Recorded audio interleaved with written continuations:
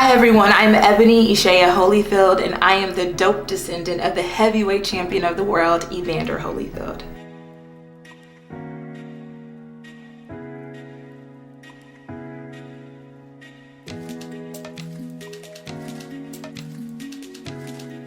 There's definitely a lot of pressure to be the best when your father is a heavyweight champion of the world. However, I've had to learn the importance of just being myself, despite what society puts on me. That's one of the hard things about being a celebrity child in general, in my opinion, is that you're oftentimes in the shadow of your parent, and people expect you to perform on that level. But I think it's very important for you just to stay true to yourself, and it helps with your mental health because you can never be your parent at all, and just walk in your truth and your light.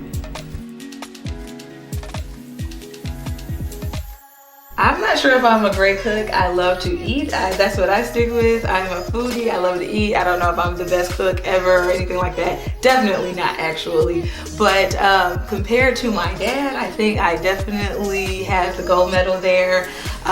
He needs a lot of assistance. So I definitely am the undefeated champ in the kitchen when it comes to me and my dad.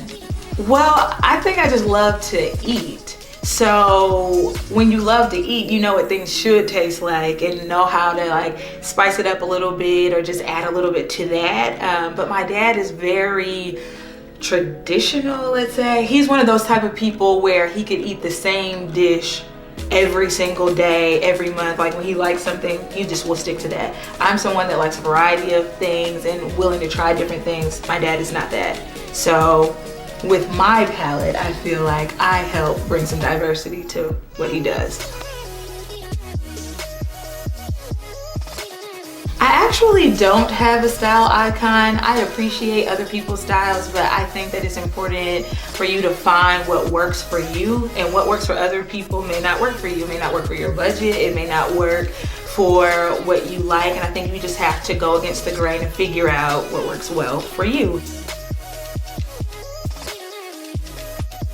Styling is not necessarily my passion. I would love to be able to provide the clothing that stylists pull from to be able to dress different celebrities and just people in general, make them feel beautiful. So styling is not necessarily my lane. However, I can do that if need be. But if I had to style somebody or just add to what they're offering, I would love to style Rihanna. She already does an amazing job. She doesn't need any help, but I would love to be a part of that experience with her. Sarah Jakes Roberts is also like a really cool, fashionable celebrity that's out there.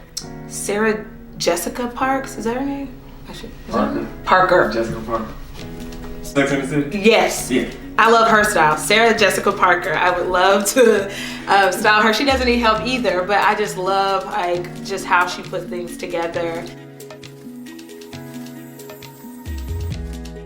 Definitely. I don't think nobody's ever said it out loud to me like, hey, I'm intimidated to take you out or anything like that. But you can just tell by their body language what people are like, who's really willing to ask you out, things like that, where you know that they're vibing with you, but nothing ever happens and stuff like that. So, and I think behind the scenes, people talk about that a lot. So it's definitely something that has been real as a child or a preteen, that type of thing, and in high school.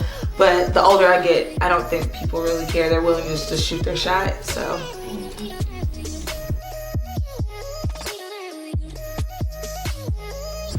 funny thing, I have never been in a physical fight, never.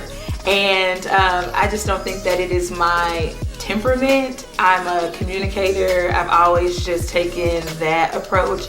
However, I remember a girl in middle school wanted to fight me or do something physical with me, where she started kicking me. I think that's what it was. And then so I just like took it, and I'm like, this doesn't faze me, anything like that. So I remember talking to my dad about it, and he was like, Ebonne, that is unacceptable. You need to stand up for yourself. You don't let somebody push you around. After you tell them to stop the first time, then you go back and you go beat them up, do whatever, you know, like whatever they did to you, you have permission to go do that when you told the teacher, when you said no the first time. So I've had to learn to stand up for myself in that way. Like, you don't let somebody just walk all over you. No, that was the only person that tried me. I think people just assume like, oh, you don't do that. Like, and I feel like even Though I haven't had a physical altercation, if you stepped up to me like that, I would be perfectly fine. I don't think I would have a problem.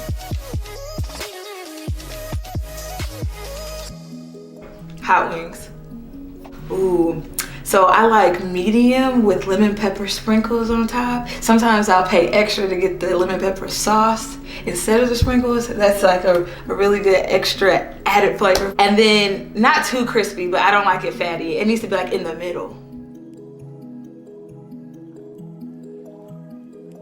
I will say that I feel like the arts was more prominent in schools. And now that is one of the first programs that's cut within schools. And I had an arts program at my high school, and I know it was an amazing outlet for me.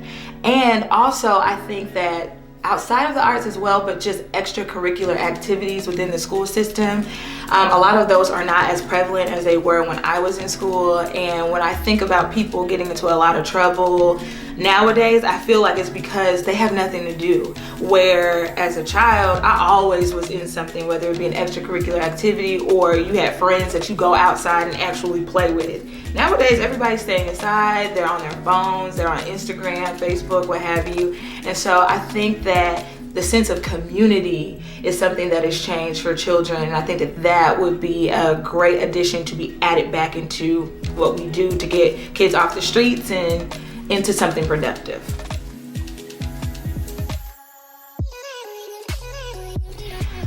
Funny thing is that I don't think that it was so much a tradition for us.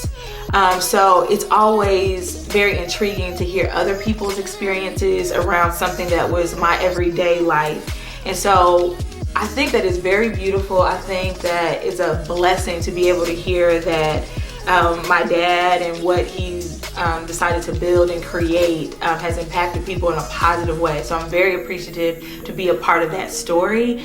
And it makes me want to continue that legacy on when I have children, to be able to be an impact in the community. The lights were definitely a big deal. I think when people riding by wanted to know what we were gonna add.